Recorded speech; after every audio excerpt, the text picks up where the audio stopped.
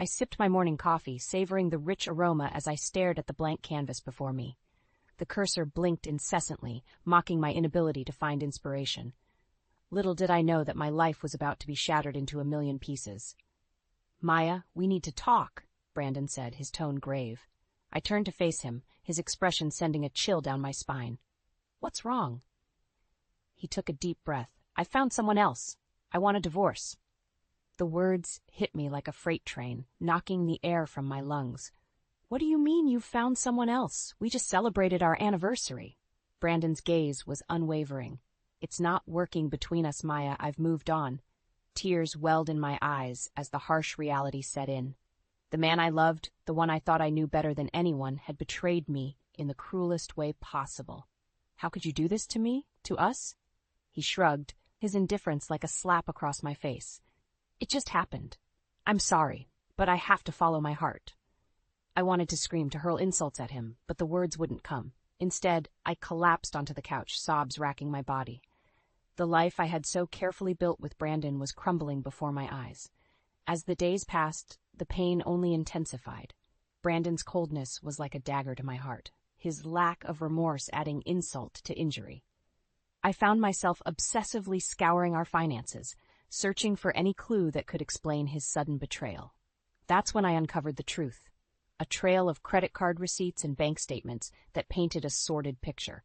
Expensive gifts, lavish hotel stays, and unexplained transactions littered the pages. Brandon had been living a double life, and I was determined to uncover every sordid detail. I pored over the financial records, my hands trembling as I uncovered the extent of Brandon's deceit. Extravagant purchases, pricey hotel stays, and unexplained cash withdrawals littered the statements.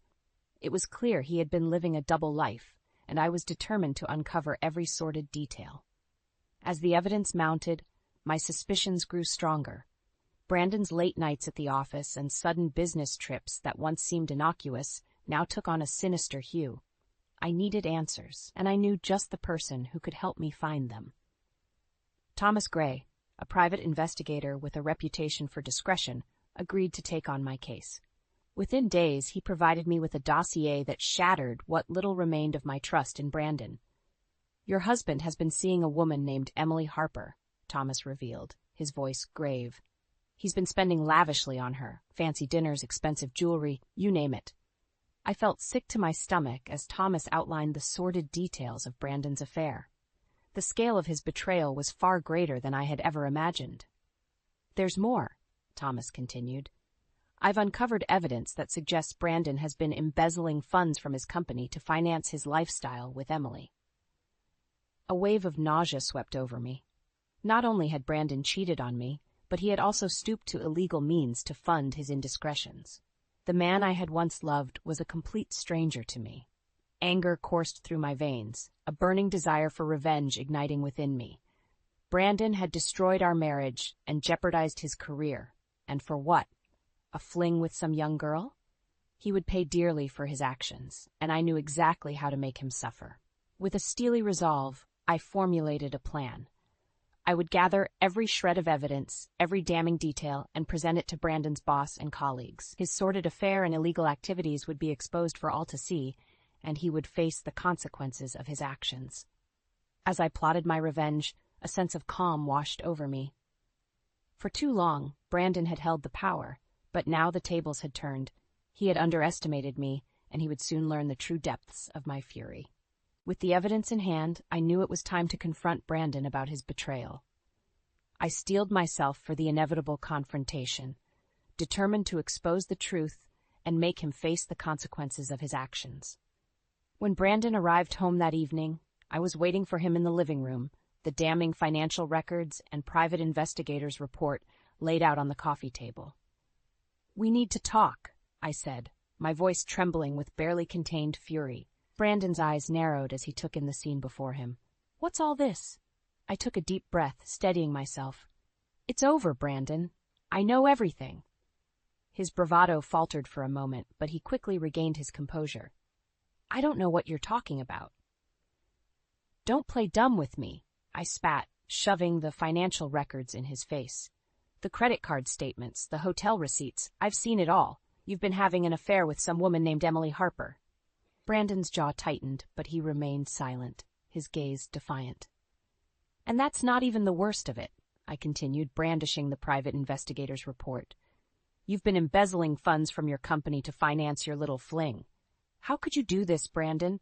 How could you throw away everything we had for a cheap thrill?" His eyes hardened, and he let out a derisive laugh. "You think you know everything, but you don't have a clue." I recoiled at the venom in his voice, a wave of disgust washing over me. "I was miserable with you, Maya," he sneered. "You were always so caught up in your work, never giving me the attention I deserved. Emily made me feel alive again." His words stung like a slap to the face, but I refused to let him see how deeply they cut. "And as for the money," he continued, "I deserved it.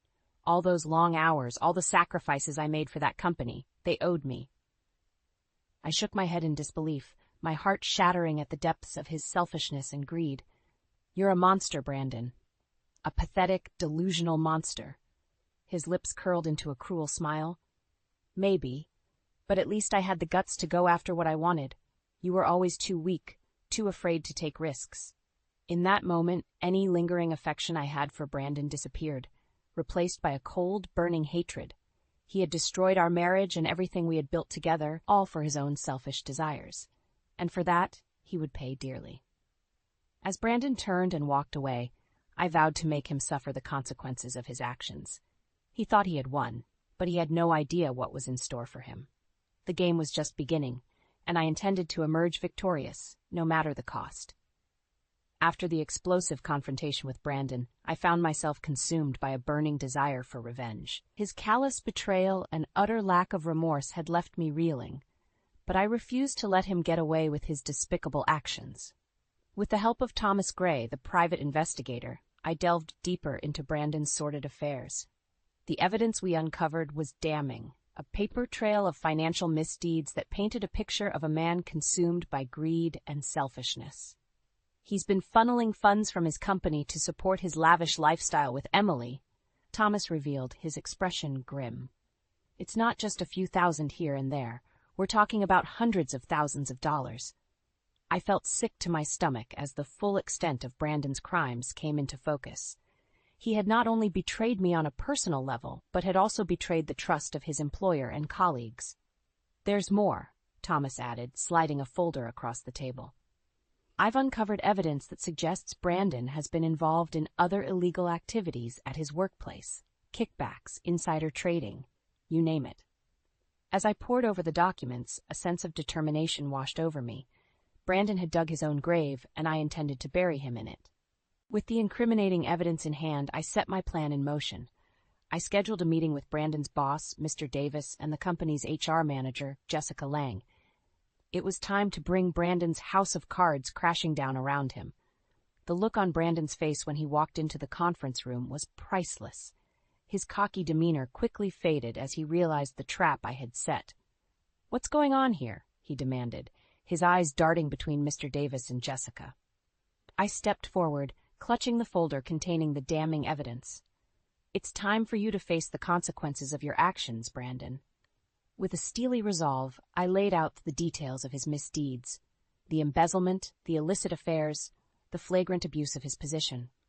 Brandon's face grew paler with each revelation, his once confident facade crumbling before our eyes. "Is this true?" Mr. Davis demanded, his voice trembling with barely contained fury. Brandon opened his mouth to protest, but the words died on his lips. He knew there was no denying the mountain of evidence against him. "You're finished, Brandon," I declared, savoring the taste of victory. "Your career, your reputation, it's all over." As Brandon was escorted from the building, his head hung in shame, I couldn't help but feel a sense of satisfaction. He had brought this upon himself, and now he would face the consequences of his actions. The first phase of my revenge was complete, but I wasn't finished yet. Emily Harper, the woman who had so willingly participated in Brandon's betrayal, would soon learn that her part in this sordid affair was far from over. The look on Brandon's face as he was escorted from the building was priceless, a mixture of shame, disbelief, and utter humiliation. But my revenge was far from over. Emily Harper, the woman who had so willingly participated in his betrayal, would soon learn that her role in this sordid affair was far from over. I had planned every detail meticulously, ensuring that Brandon's downfall would be as public and devastating as possible. With the help of Thomas Gray, the private investigator, I had gathered enough evidence to bury them both. The next phase of my plan involved a grand spectacle, a confrontation that would leave no doubt in anyone's mind about the depths of Brandon and Emily's deception. I arranged for Emily to meet me at an upscale restaurant under the pretense of discussing a potential job opportunity. Unsuspecting, she arrived right on time, her bright smile quickly fading when she saw the icy expression on my face. "Maya? What's going on?" she asked, her voice trembling slightly. I gestured for her to sit, my lips curling into a cold smile. "I think it's time we had a little chat, Emily."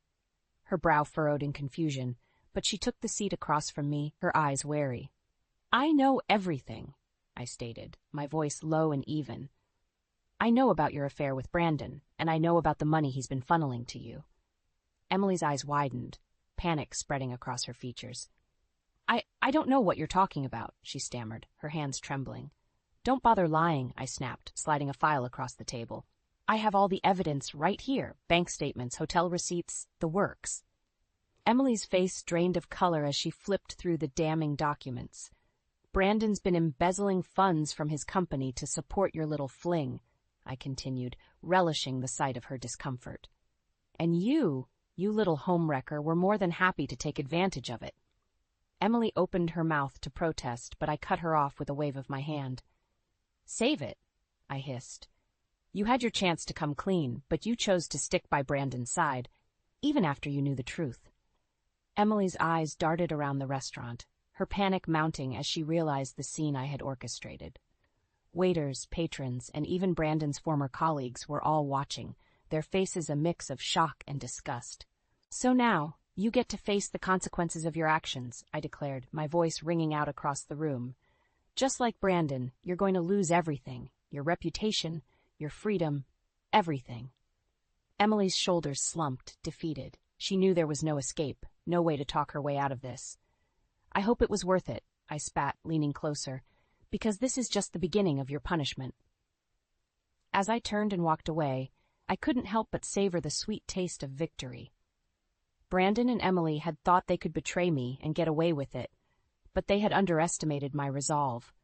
Their lives were in ruins, and they had no one to blame but themselves. The weight of revenge had been lifted from my shoulders, replaced by a sense of newfound freedom. I was finally free to move on, to rebuild my life without the burden of their betrayal weighing me down. And as for Brandon and Emily, well, they had made their bed, and now they would have to lie in it, together, if they were lucky. With Brandon and Emily's sordid affair now exposed, it was time to take the final steps in my revenge plan. I had orchestrated their public humiliation, but they still needed to face the legal consequences of their actions. I scheduled a meeting with Mr. Davis, Brandon's former boss, and Jessica Lang, the HR manager. As I walked into the conference room, the tension was palpable. Brandon and Emily were already seated, their faces etched with dread. "Thank you all for being here," I began, my voice calm and steady. "I know the past few weeks have been tumultuous, to say the least." Brandon shot me a venomous glare, but I ignored him, focusing my attention on Mr. Davis and Jessica. "As you're both aware, I've uncovered substantial evidence of Brandon's illegal activities, embezzlement, fraud, you name it," I stated, sliding the thick file across the table. "He's been siphoning funds from the company to finance his lavish lifestyle with Emily." Mr. Davis's face grew red with anger as he flipped through the documents, his jaw clenched tightly. "This is absolutely unacceptable," he growled, slamming the file shut. "Brandon, you're fired, effective immediately, and we'll be pursuing legal action against you to the fullest extent of the law." Brandon opened his mouth to protest, but Mr. Davis silenced him with a stern glare. "Don't bother trying to deny it," he snapped. "The evidence is overwhelming. You've disgraced this company and betrayed our trust in the worst possible way." Emily squirmed in her seat, her eyes darting nervously between Brandon and me. "And you," Mr. Davis continued, turning his attention to her, "you're just as complicit in this mess. Did you really think there wouldn't be consequences for your actions?" Emily's bottom lip trembled, but but she remained silent. Her head hung in shame. Maya has given us the option to handle this internally, Jessica chimed in. But if you don't cooperate fully, we'll have no choice but to involve the authorities. Emily's eyes widened in fear, and I couldn't help but feel a twinge of satisfaction. She had thought she could ride Brandon's coattails to a life of luxury, but now she was facing the harsh reality of her choices. "What do you want from me?" she whispered, her voice barely audible. I leaned forward, my gaze unwavering. "The truth, every sordid detail of your affair with Brandon and your involvement in his illegal activities." Emily swallowed hard, her hands trembling slightly. "If you cooperate fully," I continued, "we might be able to mitigate the legal consequences. But if you lie or hold anything back, you'll face the full wrath of the law." A heavy silence hung in the air as Emily considered her options. She knew she had no choice but to comply. The weight of the evidence against her was too great. "Okay," she whispered, her voice barely above a whisper. "I'll tell you everything." As Emily began to recount the sordid tale of her affair with Brandon, I couldn't help but feel a sense of vindication. They had thought they could betray me and get away with it, but, in the end, karma had caught up with them. Their lives were in ruins, and they had no one to blame but themselves. As for me, I was finally free from the burden of their betrayal, and free to move forward with a newfound sense of strength and resilience.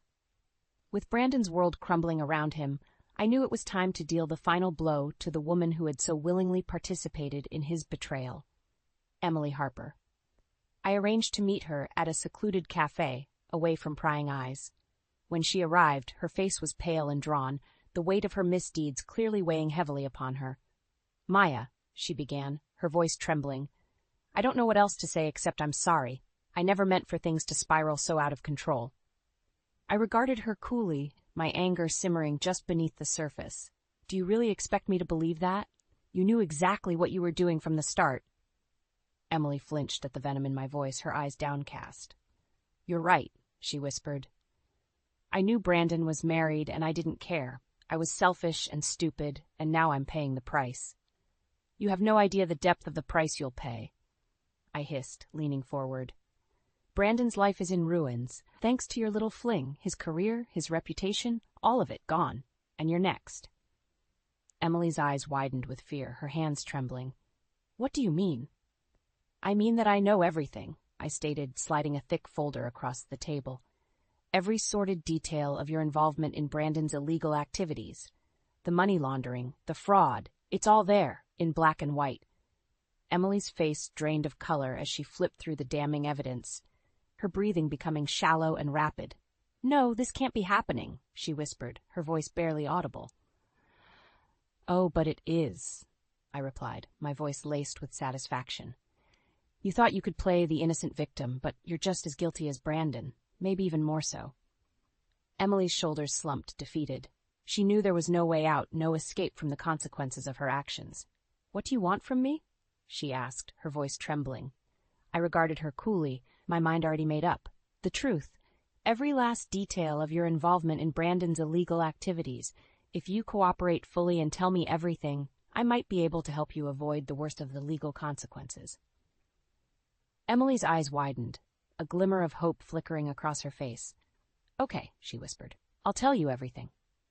For the next hour, Emily spilled her guts, recounting the sordid tale of her affair with Brandon and her complicity in his illegal activities. As the details poured out, I couldn't help but feel a sense of vindication. This was the moment I had been waiting for, the moment when Emily would finally face the consequences of her actions. When she finished, her voice hoarse and her eyes brimming with tears, I regarded her with a cold, steely gaze. "Thank you for your cooperation," I said, my voice devoid of emotion. "But make no mistake. You've brought this upon yourself. You made your bed, and now you have to lie in it." As I turned and walked away, leaving Emily to face the fallout of her decisions, I couldn't help but feel a sense of relief. The weight of revenge had been lifted from my shoulders, replaced by a newfound sense of freedom and strength. I was finally free to move on with my life, to leave the pain and betrayal of the past behind me. And as for Brandon and Emily, well, they would have to learn to live with the consequences of their actions.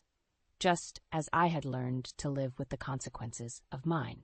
In the aftermath of my confrontation with Emily, a sense of calm washed over me. For months, I had been consumed by anger, bitterness, and a burning desire for revenge. But now, with Brandon and Emily's lives in ruins, I felt a weight lifted from my shoulders. It hadn't been easy, of course. The initial shock of Brandon's betrayal had hit me like a ton of bricks, leaving me reeling and questioning everything I thought I knew about our marriage. The nights spent poring over financial records and piecing together the sordid details of his affair with Emily had taken their toll, both emotionally and mentally. But through it all, I had remained resolute, driven by a steely determination to expose the truth and make them pay for their misdeeds. And in the end, I had emerged victorious, my revenge served cold and calculated. Brandon's world had crumbled around him, his career and reputation in tatters. The once powerful executive was now a shell of his former self, facing legal action and financial ruin. And Emily, the woman who had so willingly participated in his betrayal, had been left abandoned and facing her own set of legal consequences. As for me, I was finally free. Free from the burden of their lies, free from the weight of their betrayal. It was time to move forward, to rebuild my life on my own terms. In the months that followed, I threw myself into my work, channeling my newfound energy and focus into my freelance graphic design business. Projects that had once felt like a chore now filled me with a sense of purpose and accomplishment. I also rediscovered old hobbies and interests that had fallen by the wayside during my marriage. I took up painting, losing myself in the vibrant colors and the therapeutic act of creating something beautiful from a blank canvas. Slowly but surely, I began to heal, the scars of Brandon's betrayal fading into the background. Of course, there were still moments when the pain would resurface, when the memories of our life together would come flooding back. But with each passing day, those moments became fewer and farther between. As I stood on the edge of a cliff, overlooking the vast expanse of the ocean, I couldn't help but feel a sense of wonder and possibility. The world was my oyster, and I was ready to embrace whatever came next.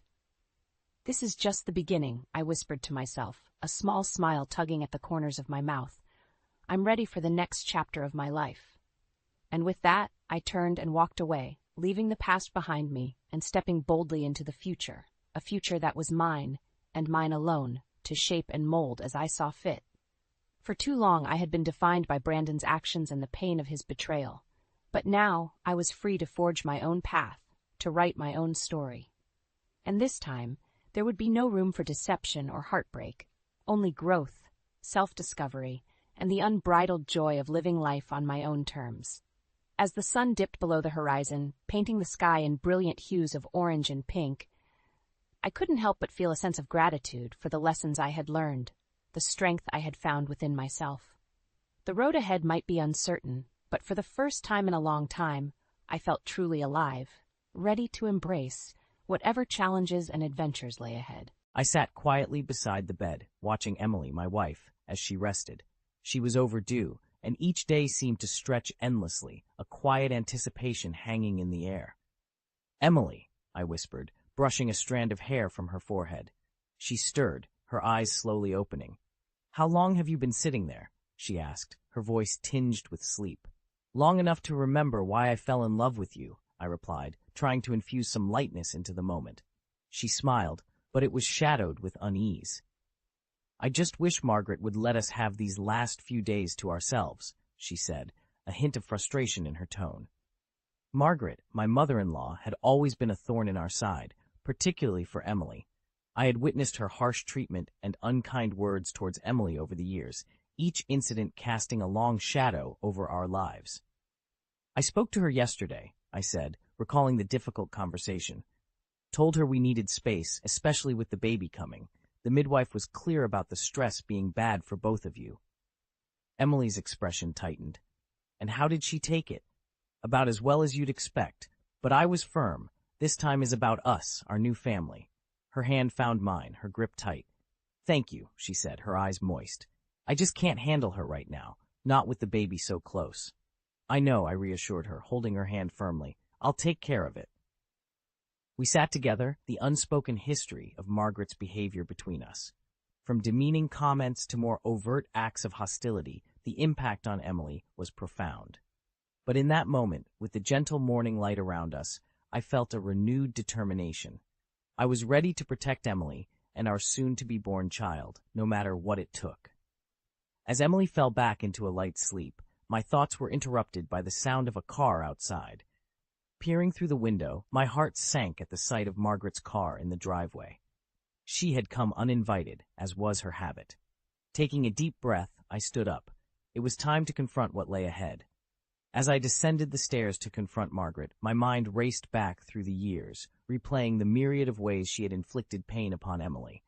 It was like flipping through a dark photo album, each memory a snapshot of cruelty. Emily was 16 when I first met her.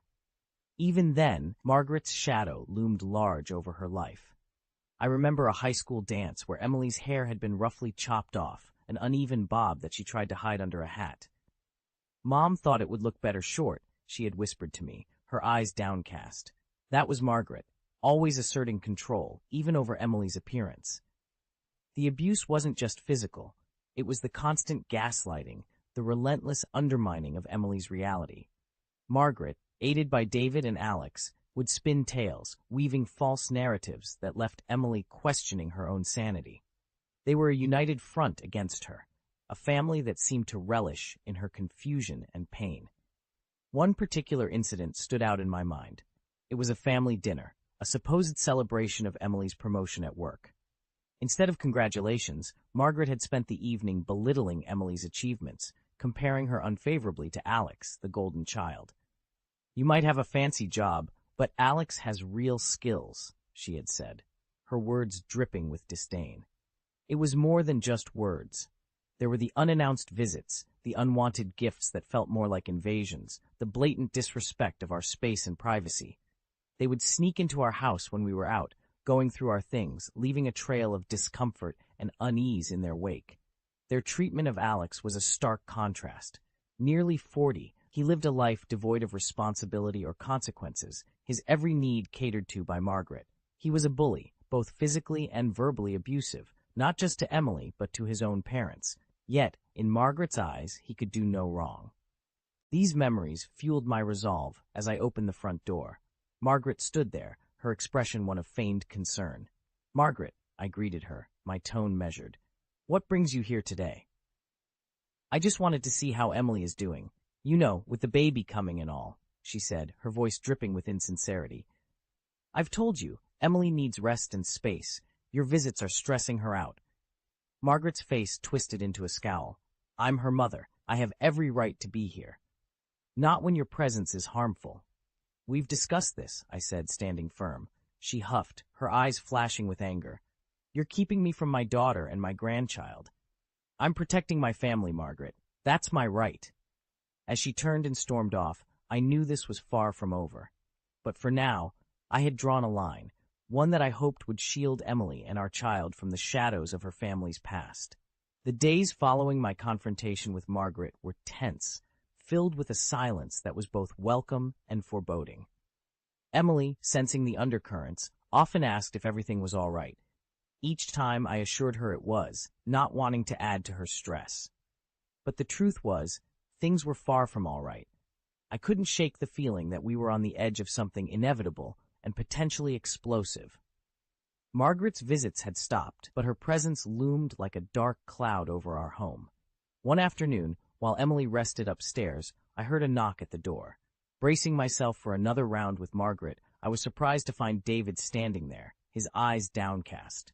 "Can we talk?" he asked, his voice barely above a whisper. I nodded, leading him into the living room.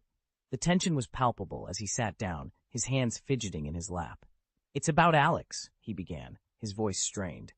"Margaret doesn't see it, but he's out of control." I listened, my heart heavy, as David recounted recent incidents of Alex's aggression. He spoke of unprovoked outbursts, of physical altercations that left both him and Margaret bruised and shaken. It was a side of Alex I had seen glimpses of, but never to this extent. "He needs help," David concluded, his eyes meeting mine. "But Margaret won't hear of it. She says we're imagining things, that Alex is just spirited." The revelation was jarring, yet not entirely surprising. The family's denial of Alex's behavior, their refusal to acknowledge the damage he caused, was a pattern long established. I agree, he needs help, I said. But if Margaret won't see it— David nodded, a look of resignation on his face. I just thought you should know, for Emily's sake. After he left, I sat alone, processing the conversation. The situation was more complex than I had realized. It wasn't just Margaret's treatment of Emily.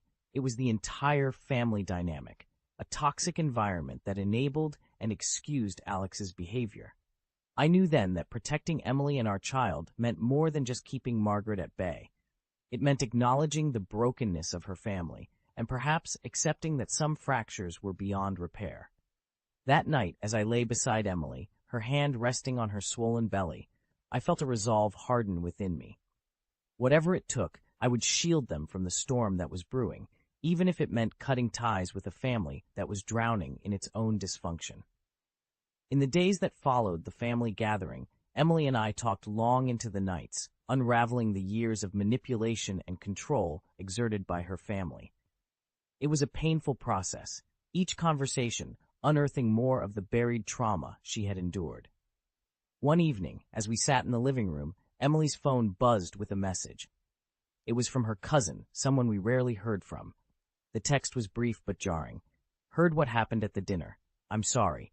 You deserve better. This simple message from an unexpected source was like a small crack in a dam, and slowly the truth began to seep through. Over the next few days, more messages arrived, each one shedding light on the false narratives that Margaret and her family had spun about us. We always wondered why you seemed so distant at family events, one read. I heard your mom talking about how difficult you were, but it never added up, said another. Each message was a revelation, peeling back the layers of deceit we had been enmeshed in. It became increasingly clear that Margaret's influence extended far beyond what we had imagined, tainting our relationships and reputation within the wider family. The most damning revelation came from an unexpected source. David, in a rare moment of candor, confided in me about the extent of Alex's hold over the family. He's threatened us, you know, David admitted, his voice barely above a whisper. If we don't do as he says, he becomes violent. We're afraid of him. This confession was a chilling insight into the dysfunction at the heart of Emily's family. Alex, enabled and protected by Margaret, had become a tyrant in his own home, his actions unchecked and excused. As these truths came to light, Emily's resolve hardened. We can't be part of this anymore, she said one night, her voice steady despite the tears in her eyes. It's not just about us now, it's about our child. I won't let them grow up in the shadow of this madness. I held her close, my own emotions a tumult of anger, sadness, and protective fierceness. We'll start anew, I promised. We'll build our own family, free from all this. The decision to cut ties with her family was not an easy one for Emily, but it was necessary. We began the process of disentangling our lives from theirs, each step a move towards freedom and healing. As we prepared for the birth of our child, I felt a weight lifting from our shoulders. We were stepping out of the shadows into a future we would shape on our own terms. The day our child was born was a day of mixed emotions. As I held our baby for the first time, looking into those innocent eyes, I felt a surge of love and protectiveness unlike anything I had ever known. But lurking in the back of my mind was the knowledge of the confrontation that awaited us. Emily, exhausted but radiant, cradled our baby gently. We did it, she whispered, her eyes shining with tears. We have our family now. I nodded, my heart swelling with pride and love.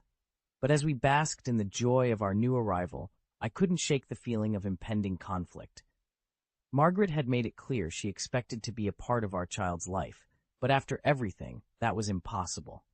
In the days that followed, as we adjusted to our new life, the reality of our situation became increasingly clear. Margaret's attempts to insert herself into our lives intensified. She called repeatedly, each message a mix of sweet talk and veiled threats. The final straw came one afternoon when we found a pile of gifts outside our door, all from Margaret. Among them was a note, "To my grandchild, who I will see, no matter what." That night, Emily and I sat down and made the decision. We would go completely no contact with her family. It was the only way to protect our child and ourselves from the cycle of abuse and manipulation. The process was painful, filled with legal consultations and emotional discussions. But with each step, I felt a sense of liberation, as if we were shedding the weight of years of oppression. As I watched Emily with our baby, her laughter free and unburdened, I knew we had made the right choice. We were starting anew, creating a family built on love, respect, and safety. Our journey was not without its challenges. There were moments of doubt, of fear that we had severed ties with the only family Emily had ever known. But in those moments, we found strength in each other and in the love we had for our child. We moved to a new home, a place untainted by the past. Here, in this space of our own making, we began to heal. Our child grew, surrounded by love and free from the shadows that had once loomed so large. In this new dawn, we found peace. We had stepped out of the darkness and into a future of our own choosing. Our family, though small, was a fortress against the turmoil we had left behind. As I looked at Emily and our child, I felt a profound sense of gratitude. We had weathered the storm, and in its wake, we had found something precious, a life of our own, filled with hope and endless possibilities.